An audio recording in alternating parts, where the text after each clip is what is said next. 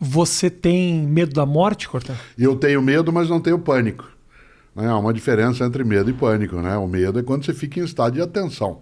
Né? Eu sempre digo, eu tenho repetido isso com frequência, a morte não é uma ameaça, ela é uma advertência. Uhum. Ela diz, você mortal sendo, cuide-se para não desperdiçar aquilo que você tem, porque cessa. Sim, sim. E nesse sentido, o medo, sim, o medo é algo que é absolutamente importante, que se tenha de qualquer coisa. Eu tenho medo de cair, tenho medo, né, de perder a saúde. Medo de cair mesmo? Claro, eu operei o joelho direito, coloquei prótese, e portanto eu preciso, entre a última vez que conversamos e agora, eu estava um dia na Praia do Forte, Salvador, após uma palestra, estava com Cláudia, com quem eu sou casado, e ao final da palestra, para desestressar, a gente, como fazia vez ou outra, foi correr. Uhum. E eu fui correr na areia e não notei que tinha um banco de areia. Caí e bati o joelho direito. Não há fratura na região, ela é quase isso, é no subcondral. Fiquei quase um ano de cadeira de rodas, trabalhando, viajando, fazendo o que tem que fazer. E hoje eu tenho que me cuidar, né? Isso significa que o medo é um estado de proteção.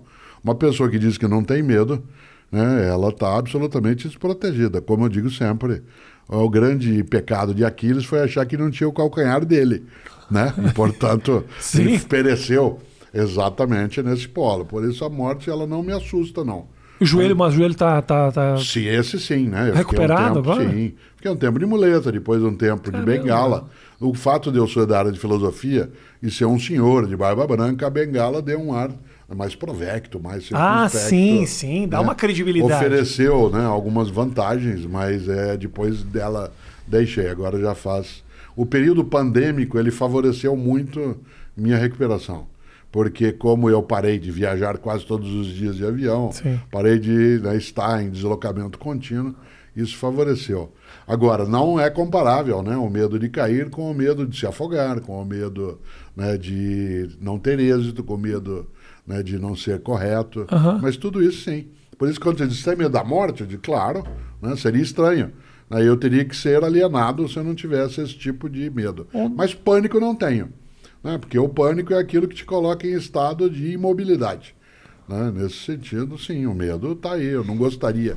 Eu prefiro a clássica ideia do Woody Allen, eu não tenho medo de morrer, eu só não quero estar lá quando isso acontecer. Eu tenho medo, eu fico, a fantasia que mais me apavora não é a minha morte, é, por exemplo, meu filho. Então, mas isso é típico da paternidade. Você fica de noite pensando, ele vai atravessar a rua, você fica numa piração. Até eu ser pai, eu fui pai a primeira vez com 22 para 23 anos. Depois a segunda com 24 para 25 e a terceira com 31. Até o primeiro momento de paternidade, eu tinha um pouco de temor da minha morte individual, exclusiva. No momento em que eu tenho sobre outra pessoa a tarefa do cuidado, a responsabilidade. E essa tarefa do cuidado, ela é movida a um afeto imenso, porque é entendido como não outro de mim, mas uma forma desdobrada de uma possibilidade minha. Uma continuação. Evidentemente que eu não conheço ninguém em sã consciência que após ter sido mãe ou pai, ou ter de cuidar de alguém, mesmo que não seja de geração biológica, não tenha entrado em estado de tensão, né, com essa situação. A frase, eu prefiro morrer no teu lugar, eu dou a minha vida, ela não é uma frase vazia. Ela tem um sentido expressivo. Agora, uma das coisas que nós temos de fazer é, Rafinha, formar as crianças para que elas lidem com a perda. Nós não podemos fazer com as crianças aquilo que, de uma certa maneira, o mundo hoje digital, ele dá a ideia de que você pode ter ou uma second life, no sentido de usar uma expressão de um modo antigo dentro do mundo digital, e segundo, de que você pode resetar as coisas. Não. A mortalidade, ela é um fato, como diz a antiga frase, não é que a gente tem a vida curta, a morte é que é muito longa, a gente fica morto muito tempo. Né? Nesse sentido, uma criança ou um jovem, ele tem que ser preparado também para a perda. Um dos equívocos dos tempos mais recentes é que, em nome de poupar uma criança dela passar por algum tipo de desconforto psicológico, ela acaba sendo iludida em relação à vida. Né? Então, de repente, autoestima é diferente de autoengano.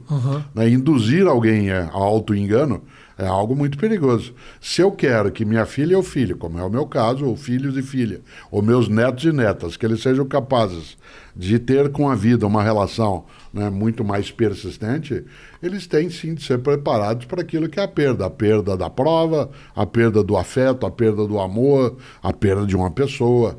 Né? E, portanto, é necessário que não se sequestre de alguém seus lutos. Sim.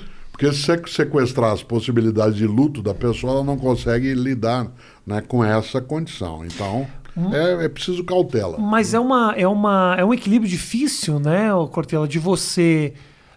eu quero privar meu filho dos traumas, né, dos problemas, mas ao mesmo tempo eu não quero que ele ache que esses problemas e esses traumas e essas perdas não existem. Então, prepará-lo bem é a melhor maneira de poupá-lo do trauma que é evitável. Existem traumas que são inevitáveis. Né? No meu escritório, na cidade de São Paulo, sempre teve uma frase, e agora numa biblioteca, porque agora eu não estou mais no escritório que você já esteve. Agora na minha biblioteca, onde eu fico, faço as coisas. Abandonou o escritório? Não, ao contrário, continuo escrevendo, fazendo, mas num local que é o meu local de livros. Tinha lá uma frase, continua, que é: aqui só admitimos o erro inédito. Aqui só admitimos o erro inédito significa que, né, a possibilidade do desastre, ela é uma possibilidade, ela não é uma obrigatoriedade. Né? Por isso eu tenho que me preparar para esse tipo de circunstância. É claro que é difícil, né, você dizer, mas eu gostaria de poupar, né, minha criança de um sofrimento. Mas existe um modo, não que você o induza ou a induza a sofrer, né, para que ela aprenda. Não é o aprendizado pela dor. É que ela precisa estar preparada e estar em estado de atenção para aquilo que pode ser prejudicial.